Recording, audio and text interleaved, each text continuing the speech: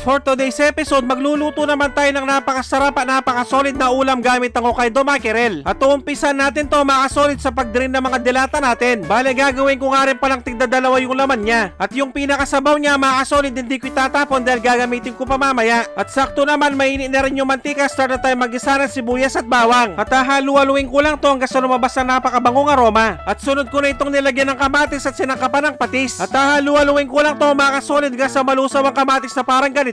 Maraming salamat sa mga bagong viewers at followers dyan. Welcome na welcome po kayo dito. Bale, ibubuhos ko na rin yung sabaw ng dilata kanina at magdadagdag pa ako ng tubig. At tatakpan ko lang tong mga solid hanggang sa kumulo. At yan, dahil kumukulo-kulo na mga solid, lalagyan ko na ito ng kalahating sinigang mix. At nagpapa-shoutout nga rin pala si John Paul Regulanyo ng Kapaya, Los Angeles City, Pampanga. At ilalagay ko na rin yung mga gulay tulad ng talong at okra. Bale, tinakpan ko lang to hanggang sa kumulo. At nang kumulo na mga solid, nagdagdag lang ako ng konting asin at nilagay ko na yung kangkong at siling pansigang. Tatakpan ko lang din to hanggang sa medyo lumambot.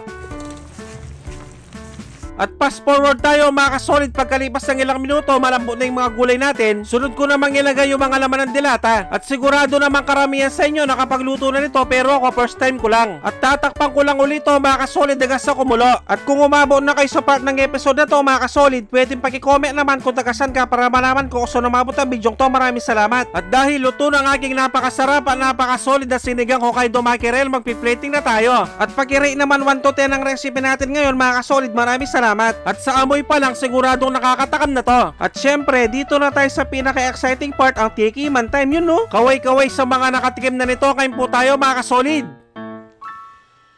Sus Mariosep, kanyama na po. Grabe, napakalasa at the same time napakalinamnam. At yung sabaw niya napakalasa rin dahil inalo natin yung sabaw ng dilata kanina. At syempre, itatry din natin to sa kanin. Ito nga pala yung sinasabi nilang unang kagat, kanin agad. At yun o, perfect na perfect din siya sa kanin mga kasolid. At siguradong naglalaway din ngayon sina Franz Dale Gallos at Benji Dairit na San Fernando, Pampanga. Subukan nyo na to mga kabosing. At syempre, hindi pwedeng hindi rin natin subukan yung gulay.